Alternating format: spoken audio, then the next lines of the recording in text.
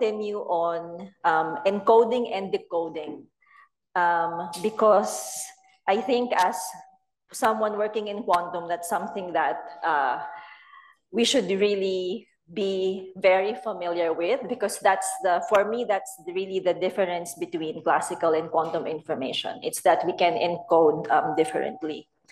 So today my plan is introduce, maybe review dense coding for those of you who already know it. I want to show you 2 experiments on dense coding. One which uses hyperentanglement. Who's heard of the term hyperentanglement before? Okay, do you like it, Bill? You like the term hyperentanglement? Okay. Yeah, okay. Are you going to tell me I'm a theorist and you're an experimentalist? Yeah. So, Paul Kwiat introduced the term. We use it. I have good days and bad days with it. And then I want to introduce quantum secret sharing, because I think that's another cool quantum encoding that we can do. Okay, so I'm gonna do dense coding first. Okay. I'll take a page from Arthur and show you an artwork. This is Picasso, the bull.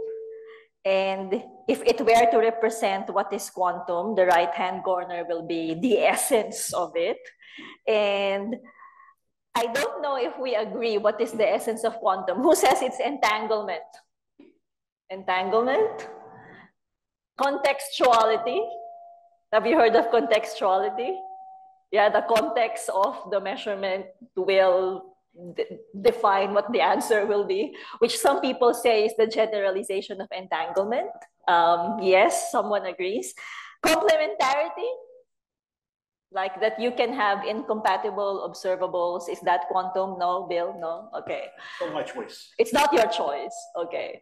But these are 3 things, like regardless of what you think, what makes quantum quantum. What about no cloning? No cloning is also yes. Where does no cloning come from? No cloning is also, I should add no cloning. But these are 3 things that we use to encode and decode. And if I will be very loose about it, quantumness allows for quantum encoding and decoding. And what I mean by that is just encoding and decoding that you cannot do otherwise with bits or dits. And the first 2, entanglement-assisted quantum communication in terms of this encoding, decoding, is actually quantum dense coding and quantum teleportation. Like they came very much one after the other. We already heard Arthur talk about conjugate coding, which Weisner discovered in the 70s or 80s, I forgot. But sort of just sat there until 1992 when he got together with Bennett and proposed dense coding. And then shortly after, Bennett, Brassard, and many others, there's a lot of authors in that paper, introduced quantum teleportation. And these, to me, are very important developments, because up to that, the EPR states there was no entanglement-assisted quantum communication. How can how can entanglement improve the way that you're sending bits and qubits? So those were 2 very important work. I'm gonna write some things down, and you will just have to bear with me because I like writing things. But if you wanna skip it or you fall asleep, the takeaway is that quantum dense coding is the inverse of quantum teleportation. Okay.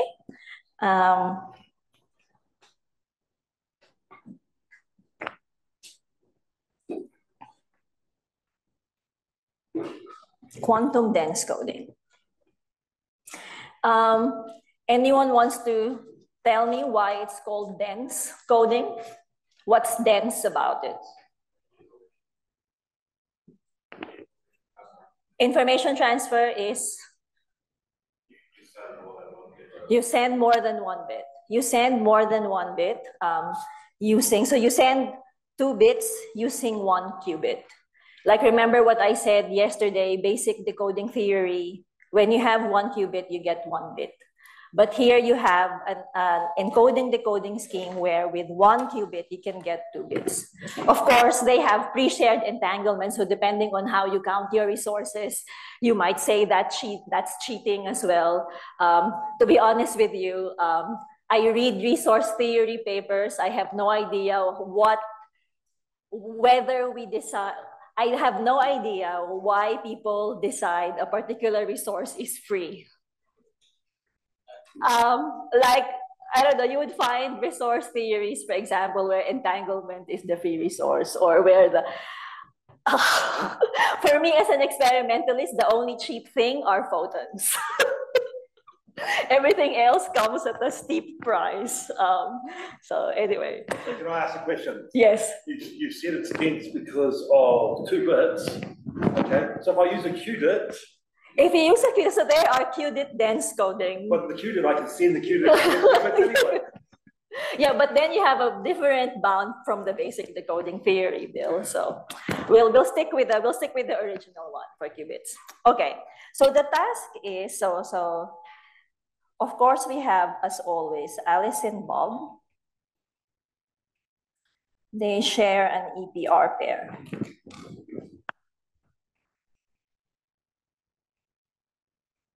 Okay. And then the task is for Bob to transmit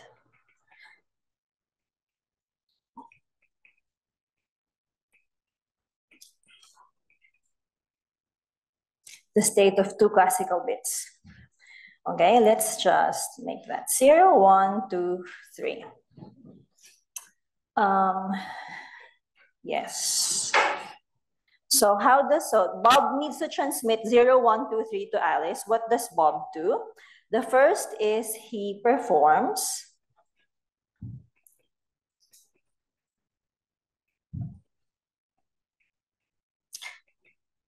these operations on the qubit that is on his side. Okay? And so the encoding, if I were to put it into a table, because I like writing things out, 0, 1, 2, 3, and then you've got your transformation of the EPR state, depending on whether he does I or X. I'm sorry. Let's keep Bob the first qubit.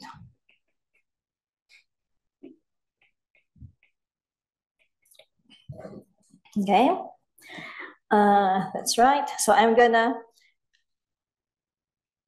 make that act on an EPR pair, which I will call psi naught. Let's make our psi naught just the 5+. So 1 over square root of 2, 0, 0, plus 1, 1. Okay? Yes. So after Bob chooses I, X, Y, Z, there's now gonna be the new state, which will just follow from the action of all those operators. I'm gonna just write that as, we all know, 5+. This is gonna be psi plus. Yep, it's phi minus. And right, we know this by heart, right? What's the phi, psi, right? Okay, so after Bob does those operations, the entangled state transforms into this new state. And then Bob now sends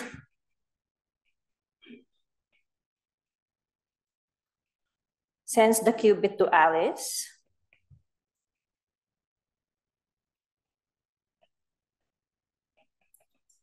Alice applies C naught to the qubits that are now both on her side.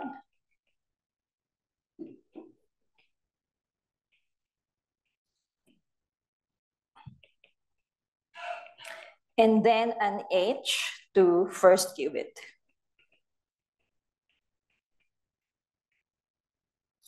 Okay, so I'll just do phi, actually,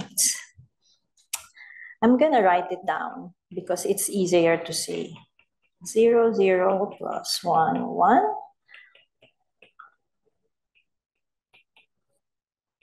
0 plus 0, 1. This is 0, 0 minus 1, 1. And then 1 over square root of 2 minus 1, 0 plus 0, 1. And then I'm gonna do C naught to all of that. And we know how a C naught works, right? So we'll do, oops, 0, 0 plus 1, 0, 1 over square root of 2, yep, 1, 1, plus 0, 1, 1 over square root of 2, 0, 0 minus 1, 0, plus square root of 2 minus 1, 1, plus, yes, 0, 1. Okay, and then you can write, you can, I'm gonna factor this. You can factor that. You can get 0 plus 1, 0, 1 over square root of 2, 1, plus 0, 1.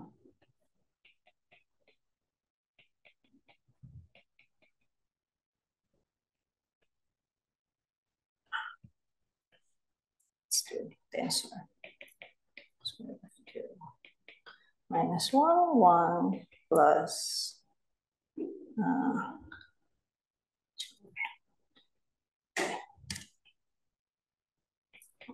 minus 1 plus 0, like that. Okay, and then from here, if you do a Hadamard, on this, you will now be able to get your 0, 0, 0, 1, 1, 0, and 1, 1. Okay, so I'm going to draw that, and so we can compare it with the teleportation circuit. I don't know how you, can I do that for an entangled pair? Have you seen that notation? When two things are entangled, we just put a ribbon around them. Or the infinity symbol. Or I don't know what it's called. I don't know who invented it, Bill. But the photonics people do it. I don't see it with, I don't see it in other fields. Okay. So you've got the encoding XZ, and then you send that to Alice, who then does the C naught and Hadamard the first, and then does the measurement, right? That's your Bell state analyzer. So this is encoding.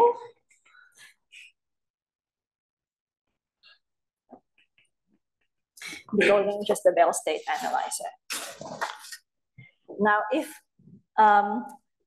so that's quantum decoding. With the quantum teleportation, like Arthur asked us the first day if we are familiar with quantum teleportation, and almost everybody raised their hands. So I will not do that. Luckily, I will not write that out for you. But I would just wanna show you the circuit of teleportation looks like this, right? You have some unknown qubit state, and then Alice and Bob share an entangled pair. This is, let's make that Bob's side, and this is Alice, right? And then what happens is you control. So Bob on his side does a control and a Hadamard and does measurements of those 2 qubits and then sends those bits to Alice, who then have X and Z. And then out comes here the qubit state. Okay, so I like quantum encoding, quantum dense coding, and teleportation because they are like they're symmetric. They've got a symmetric configuration. So like the decoding here is the encoding part in quantum teleportation. The encoding part here in dense coding is the decoding part in quantum teleportation. So in a way, to me, I think about dense coding and teleportation as like inverse. It's not mathematically inverse, but like you are switching the encoding and decoding part. And I kind of like the elegance of that. Okay, so that's, I hope that's one new way of looking at this encoding and decoding. I want to show you now experiments on dense coding. So there's 2 experiments on dense coding. There are a lot of experiments now on dense coding, but I'm going to show you this one, which is the first experiment on dense coding. This is by Zeilinger's group. Paul Kuyat was there from 1996.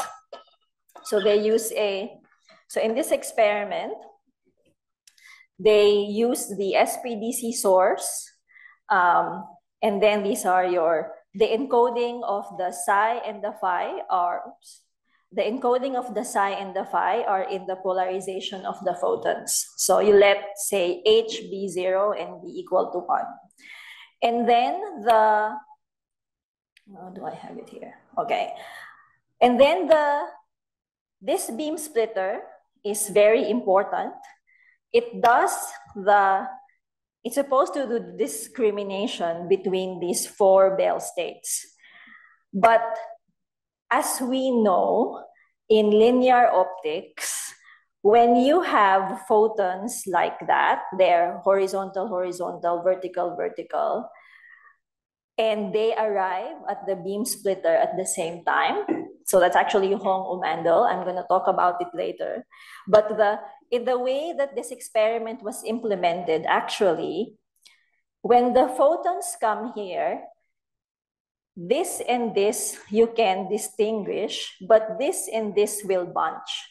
So what happens is you want to transmit 4 symbols, but you actually only have 3 distinguishable measurements, 3 distinguishable states. So in linear optics, there's a bound that's 1.58 bits, just log 2, 3. And this is not a problem for other systems. It is a problem for photons.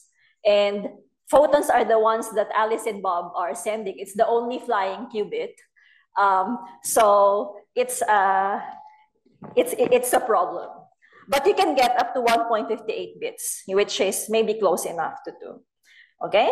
So with those 4 states after Bob's encoding here, it will be any of this.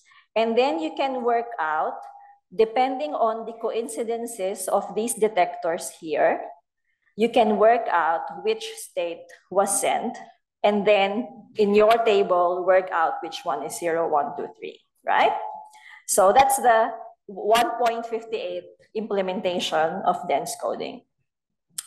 Now, in 2008, this is 12 years after the first demonstration, I think this still is the record for dense coding using qubits. Like, have you seen others better, Bill?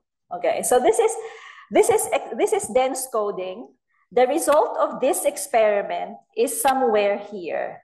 Okay, this is our 1.58 bound for linear optics. And I thought I'm gonna show this to you because it's connected to what we were talking about yesterday when we were talking about entanglement, and you've got these non-separable vector spaces within your quantum system. So in this dense coding that's above the 1.58, they use an entangled state which looks like this. Okay, so in this experiment, this is SPDC. The photons there, they don't care what you will measure, right? They're just being, you know, the crystal just spits out photons. The process itself will lead to photons that are correlated in time because, of course, the pump photon, when it gives birth to the two photons, it has to be the same time, like to the width of the pump, of course. But the time is correlated, polarization is correlated, the transverse momentum will be correlated, okay? So you can measure all of these things and you can write your state in a way that uses all those correlations as well. So in this experiment, what they did was using two qubits in the one part of the EPR. Because if there's correlation in the polarization and the spatial mode, then you can do this, okay? And this is what Paul Kwiat called hyperentanglement. I don't know why he called it hyperentanglement. Maybe because entanglement in two vector spaces is too long. So it's entanglement. Yeah, it's entanglement, but is it much more entanglement? Because that's what hyper suggests to me. Like, it's super duper entanglement. But I don't know, it's I guess a matter of taste. But anyway, hyperentanglement is here to stay, so that's a hyperentangled state, okay? It's two qubits in the one part of the EPR pair. So essentially, you can actually have your four outcomes for the four symbols that you are trying to send, okay? How do you use that in an experiment? Okay, so I already said their experiment is somewhere here. That's 1.63 bits. Okay, I'm not gonna go to the details because honestly, it's been a while since I read the paper. But this is the setup. So you have the BBO source. You notice there are two layers of crystal here. That's actually Paul Kwiat's invention. It's an ultra bright source of SPDC photons because instead of doing type 2, you're actually just doing type 1 in this axis and type 1 in the other axis, and then you have more photons. It's brighter than the type 2 itself. Okay, so in this experiment, the special thing that they did is what they call this spin orbit Bell state analyzer. Spin orbit Bell state analyzer. So you've got your two photons from SPDC. They are entangled in 2 degrees of freedom, the polarization and the spatial mode. So in this case, they use L, let's just say +1 and -1.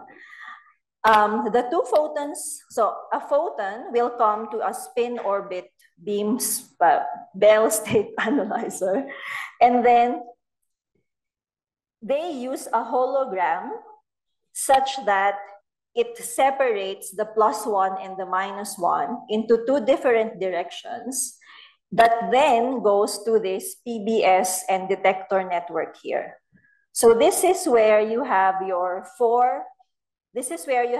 four Bell states that would make the detectors click in different patterns, but there is some sorting that's happening here.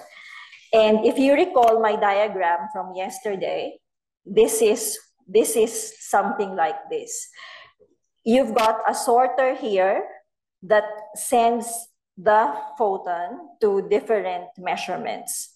And then you can get your correlations, like you can look at your lookup table. If L is 1, this detector click, L is 1, these detectors click, and so on. So you can work out the 4 Bell states, you can work out the 4 symbols. Okay, so this is, I wasn't being negative when I said that, this is not a way to do experiments. This technique is useful for something like this because it allows you to actually distinguish the Bell states deterministically. And that's a cool thing. What you cannot do is measure the spatial mode separately from the polarization because the photon dies when you do a measurement, right? But it's useful for dense coding. Okay? Questions? What's the help we get from hyperentanglement? What's that? What's the benefit of hyperentanglement in this case? So the hyperentanglement, actually, it allows you to get to 2. Dense coding, perfect dense coding, allows you to send 2 bits with 1 qubit. The reason that they don't reach that is, one, because it's really hard when you work with both. Anyone who's done with both polarization and spatial mode will know that it is hard when you're controlling both these degrees of freedom. So when you look at this experiment, like it looks nice here, but like every misalignment, every bad tilt on these spatial modes will affect your state. So it just has to be like, if you read the paper, which I skimmed through last time, they work out where the imperfections are coming from, and they actually modeled that given their knowledge of the imperfections of their holograms, and the PBSs and all that, they reach somewhere where they expect the bound to be for their experiment. But in a perfect world, hyperentanglement will let you get to the bound for dense coding. And I think that's kind of cool. Okay, there are QDIT dense coding experiments. So you will have higher bounds because you're sending a QDIT, but I let you find that out on your own. Okay?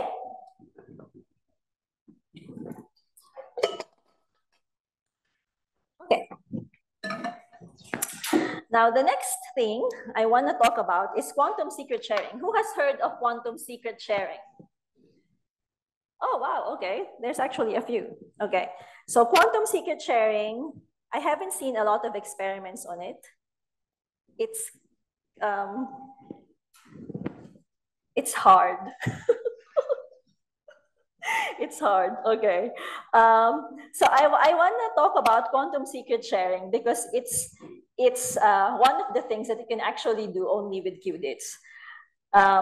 Let me finish my story on high dimensional entanglement and QDITs by telling you why it's beneficial. So we already know it's higher information capacity. It's actually more robust to optimal cloning. I didn't say this yesterday, but so Bill already said there's no cloning in quantum, but if you are prepared to fail, which in life you should be, if you can fail sometimes, you can do optimal cloning, okay? And the maximum fidelity that your clone can have is given by this equation, which as you can see, goes as 1 over 1 plus d, 1/2 plus 1 over 1 plus d. So the higher the dimensionality is, the harder it is to make a clone. You get more and more imperfect clones. And that's another layer of robustness for your quantum information.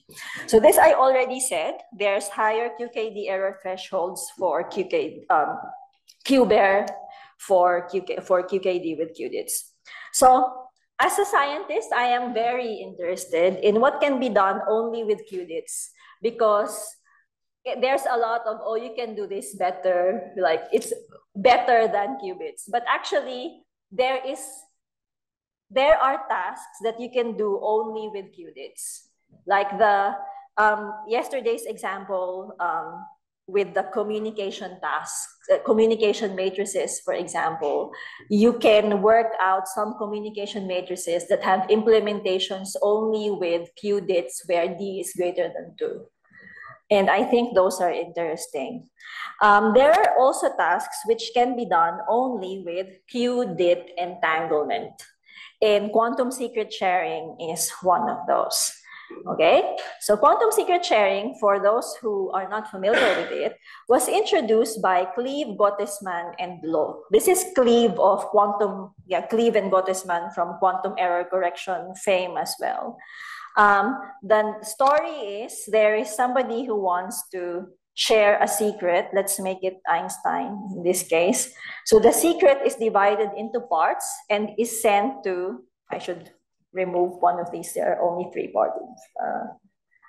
Okay, so it's sent to some parties. Some of them cannot be trusted, okay? And when one of them cannot be trusted, but you still want to recreate the message, that's what you call your NK threshold scheme. So in this cartoon here, I have a 4-3 threshold scheme, okay? Now this paper from 1999, what it proves is that a 3-2 threshold scheme using qubit shares doesn't exist.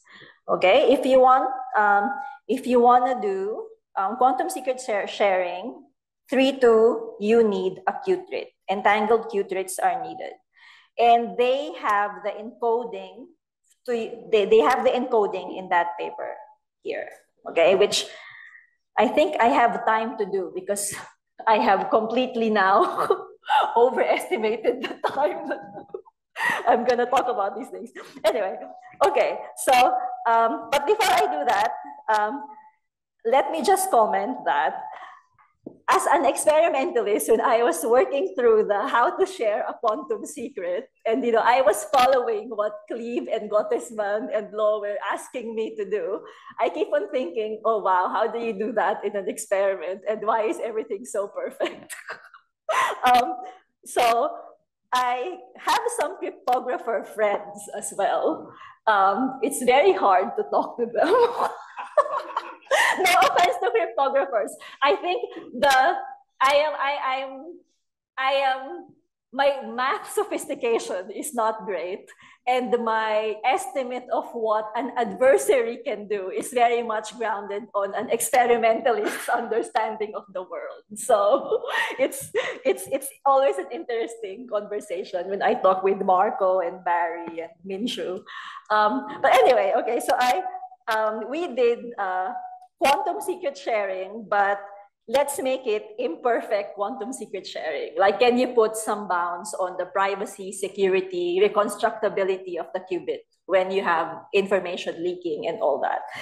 Do not ask me how this was proven. Like, to be honest, I don't know why I'm here. I think I asked the question and I talked to them and they proved some bounds. So if that's your thing, read this paper. So this makes quantum secret sharing, I think it's still very hard to do in practice, but at least it gives you some bounds for when things are not perfect. Like in the same way that in QKD, right, you can for as long as you know what the eavesdropper is doing, you can sort of bound the information that can be stolen. So this is what this paper does for quantum secret sharing, okay? Okay, so I'm gonna do the quantum secret sharing encoding that they did in the paper. And again, don't ask me how to do it in an experiment. I'm still thinking about it, okay? Okay.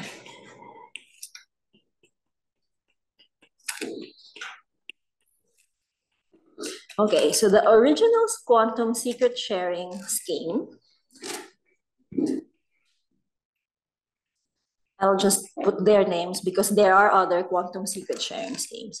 So the tasks is, so you want to share a secret. The secret is a Qubit, which we will write as this: alpha 0 plus beta 1 plus gamma 2. Okay? And then the encoding, I don't know why they thought about this, but it works. So the encoding is something like this. It's this fancy Qubit entangled state.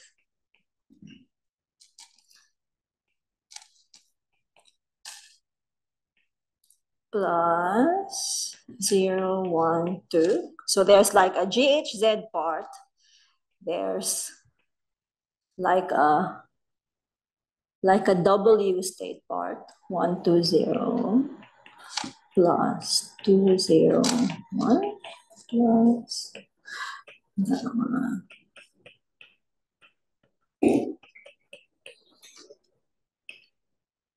0 to 1, 1, 0 2. Okay, so that's the encoding. There's a GHZ part and W state looking like part. Now, the promise is that if you use this encoding,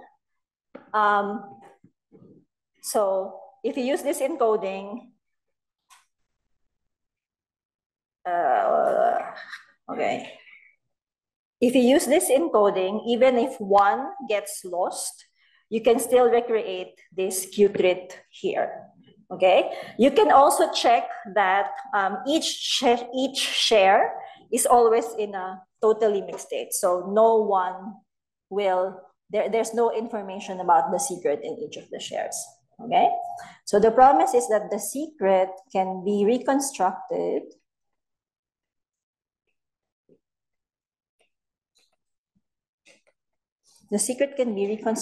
from any two of the three shares. Okay, so how do you do the decoding part? And this is where, as an experimentalist, I don't know how you'll do this.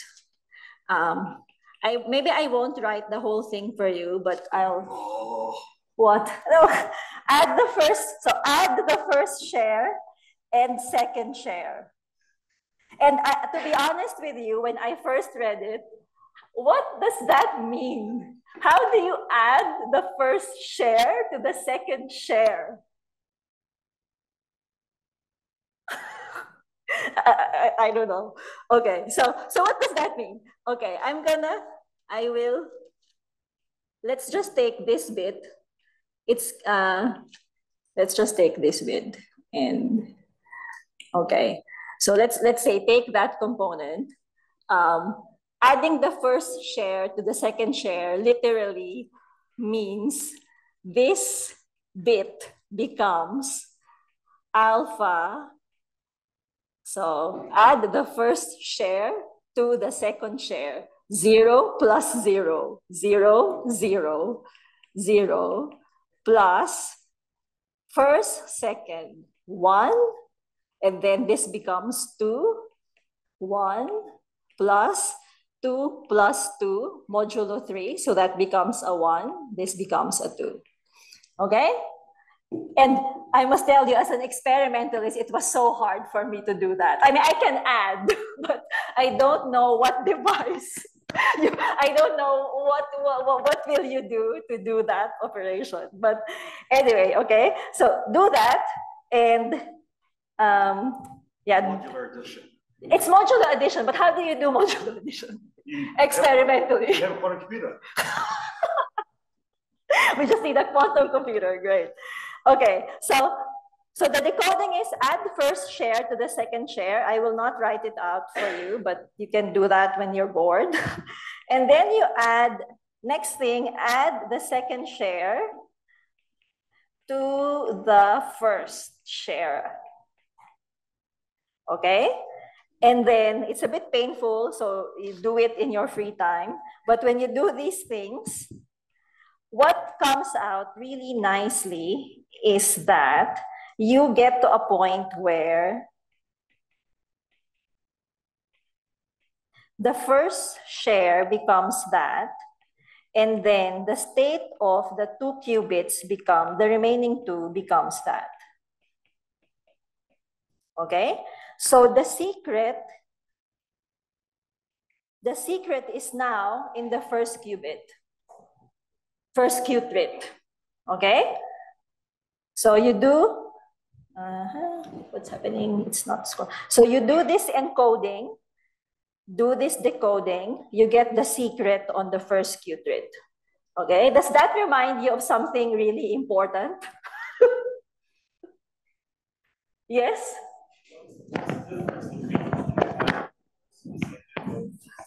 You know what? I asked myself that as well. You change the value of the first. So add first share to the second share. You change the value of the second qubit. Add the second share to the first share. Change the value of the first qubit. Okay, and I must tell you, when you read the paper, all of this was not explained. I was banging my head on the wall what all this means until, yeah, I don't know, talk to a friend.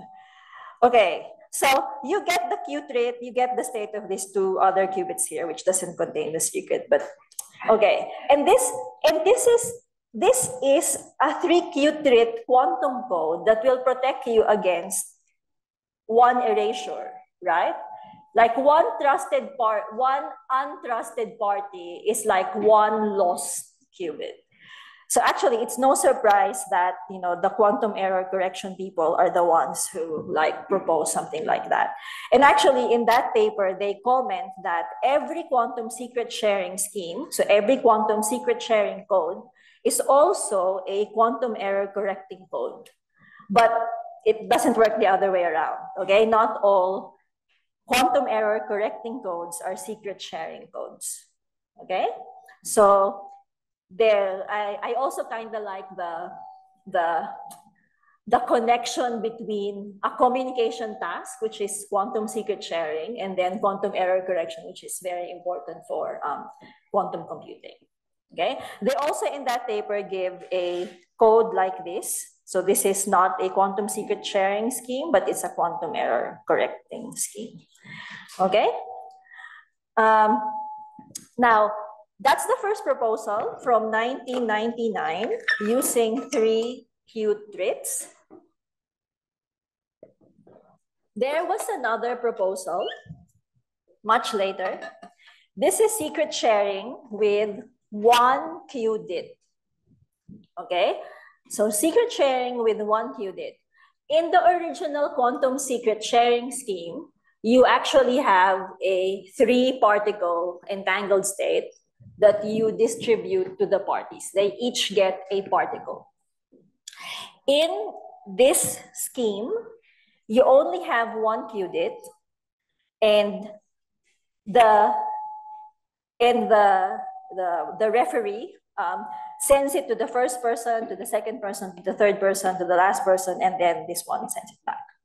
Okay? Each of them don't do a measurement, they do a transformation on the qubit. So they each perform a single qubit gate. It's a XY, combination of XY to some power. So each of them does a transformation, and then they announce what are the choices that they have for the exponents of the X and Y. And then from the relations and the outcomes that the referee gets from his measurement, he can work out the secret, okay? So this is, I'm not sure how cryptographically explored this is. I mean, it's relatively new as well, but in case you're interested, you can read that paper. And I put this here because we were talking last night about, you know, what can you do with like n qubits, with qubits? Are they, I mean, they are mathematically the same when you write the vector spaces, but there are some things that you can do with the qubits that with a qubit that you can't do with a qubit. Like for example here, I said the original quantum secret sharing scheme is a quantum error correction code. If you actually lose one qubit, you can still recover the qubit, right? Here, there's only one qubit. If you lose the qubit, you lost your quantum information. So here, if you want to make it like a quantum error correction code, it would have to be like if you erase some information in the subspace of your qubit, you still get the information out. Okay, so maybe there is a way to make it into a quantum error correction thing, but it's not. It's definitely not something that will protect you from the loss of your qubit, because if you lose your qubit, you lose everything. And it's kind of strange to have an operation that will only erase particular subspaces of your qubit. So I don't know how useful it would be for quantum error correction. But that hasn't stopped people from doing this. Experimentally, this is much easier to do, because what you're doing is you're just passing a qubit from one party to another, and they're doing single qubit gates, okay? Now, this paper, I must say, it's a nice paper. It's the first implementation of a qubit quantum secret sharing scheme, but it's a bit,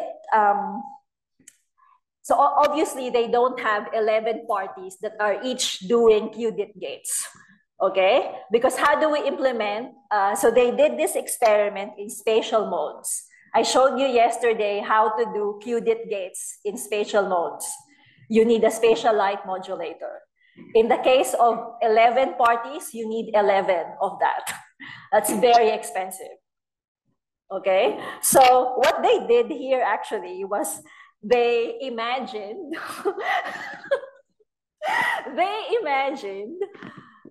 if the parties were all doing their combinations of various XY in their different settings, what would be the measurement out? What would be the state resulting from all those operations?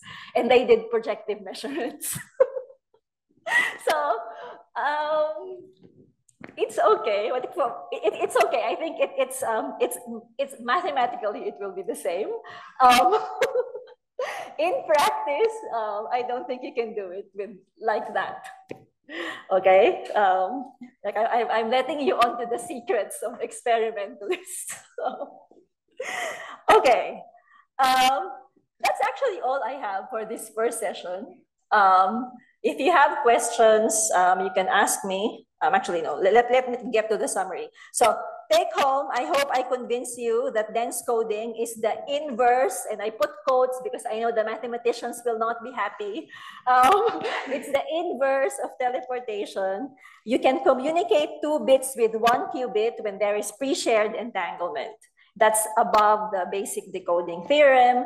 I showed you 2 experiments. The first one from Zeilinger's group, where you meet the 1.58 bit bound because of the beam splitter. And I showed you another experiment from Paul Kwiat, which actually can reach the 2-bit bound if everything was perfect. And then I showed you quantum secret sharing, which you can work out yourself. But what I want you to take home is that quantum secret sharing, which is a quantum communication task, is quantum error correction. When we are looking for quantum error correction codes, maybe most people would approach it from the computation side of, I'm going to do quantum computation. And what I'm saying is that you can approach it from the communication side as well as what quantum secret sharing has done. Okay, I mean, this one is just erasure error. There are many other errors that you can maybe play with as part of a quantum communication task. Okay, that's all. Questions? Oh, Bill's already got, he wants coffee time. Okay. Did you lie to us? What? Bell state measurements. Are they really 50%? So distinguish. Oh, no. So Bell state measurement, you can only distinguish 2 of the 4, right? No. No?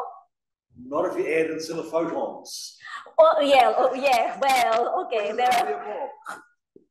Yeah, so there, I always think of it as like this one was you can only detect Yeah, the if there's two. two photons, it's only 2 out of 4. Yeah, But two if out you of. can add ancilla photons, Yeah, then okay.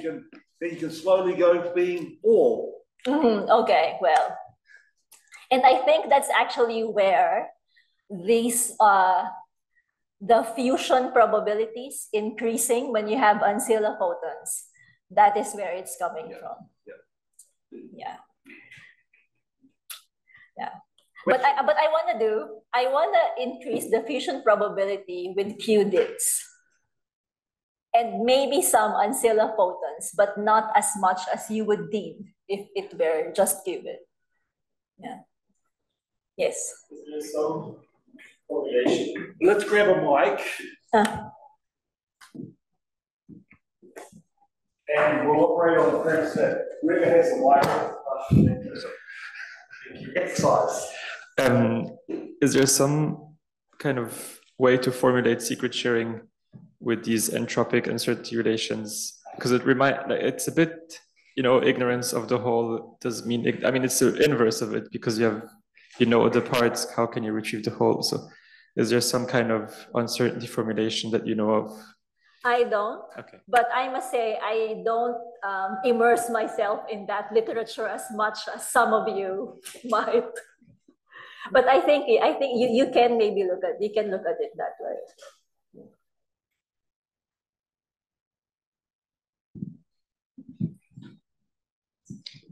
Does like the dense coding is it just like an information theoretic thing, or does it have implications for like practical communication tasks? Like as Bill said, so Bill says if I want to send 2 bits, I'll just use a qubit. I'm not sure actually. Like because you want to send 2 bits, you send a Q quart, you will send 2 bits.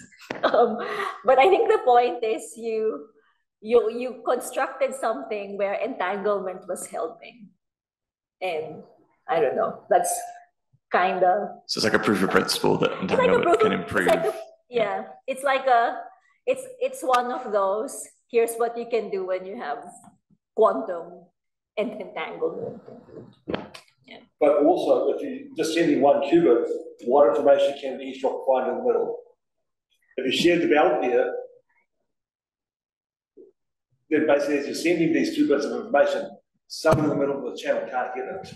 Can't get it. Yeah. Yeah, So because there's no information in the middle. Yeah, there's no information. Why don't you just send my qubit? Oh, there can be somebody in the middle and just get, yes. Okay, so that's one.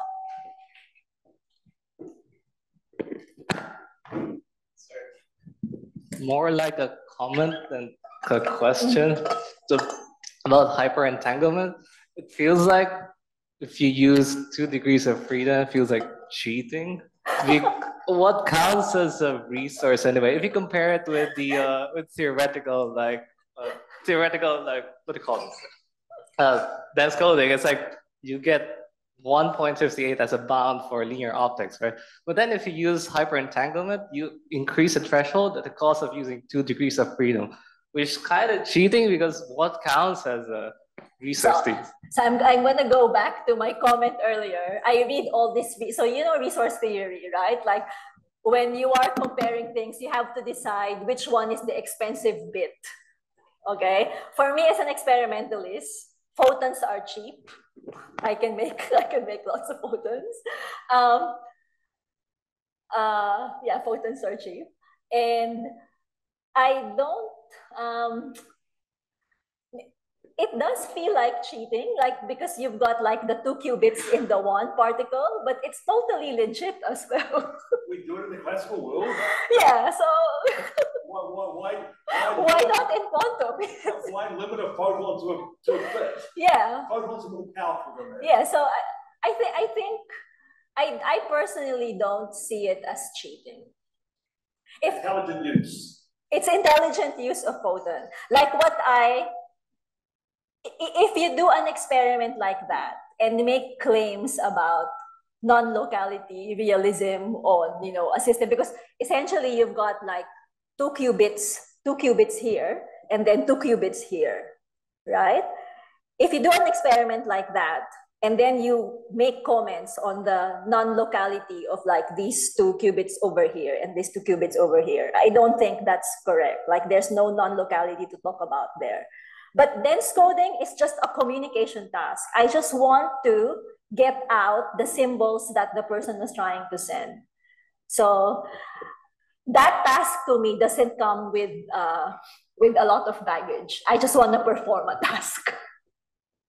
So as intelligent use, like you should, like Bill has a paper on multi-qubits, like you calculated thresholds when you're using a number of qubits in one photon compared to when you just using 1 qubit in the 1 photon, and you can actually have better thresholds. You gain both number of photons, number of gates, number of operations you do. Yeah. So it's really that if you've got a resource, why hamper yourself by just saying it has to be a bit. I mean, photons you say are cheap, but there's still a cost of it. So use it maximally as you can. Yeah, and especially if you can do the measurements, like that Paul Kwiat spin orbit DSA is actually not so complicated. It's hard to align, but it's not overwhelming. If I look at the superconducting the qubit experiments, I think like this is okay. So yeah. So I have also one kind of comment, like hyperentanglement that we did as a theorist in like Bragg regime and stuff. It was quite different, and the hyperentanglement, even in papers and even here that you showed us, I have actually like seen, is more like a product state, like are entangled, but kind of in a product state, but are entangled in higher degree of freedom. But the entangled state that like hyper entangled that I studied or I have seen in the older papers is quite like entangled state in multiple degree, but not as a product. So like when you measure in 1 degree of freedom, the other degree of freedom also collapses and gives you a deterministic output. Here, if 1 degree is collapsed, the other degree does not seem to mathematically collapse. So this one, so what Paul calls hyperentanglement is what I showed you, like the HHVV plus the spatial mode, like so that's the hyperentanglement that I know. Yeah, I don't know of other hyperentanglements. Maybe I'll have to check that out. we can talk on. Yeah, what they did actually was they're not actually measuring the spatial modes. They are forking out the spatial modes into the ones that will measure the polarization. So it's like what I talked about yesterday. You sorted 1 degree of freedom into the options of that degree of freedom, and then you did the measurements. Well, we have done time and frequency. You can do it in time frequency. Yeah, time frequency as well. Yeah. Can we measure both of them when we measure the photon, or only 1 degree of freedom can we measure? You can measure only one, but then you destroy the photon. So the question is, it's intelligent use. You've got to decide what information you want. So typically, if you're going to use hyperentanglement, measure as much of the information as you can. Or like sort them out. Yeah, sort them out. Yeah. Okay. Okay. Thank you. Coffee break. Coffee break. Yay. Practice. Oh yeah, I actually have crackers.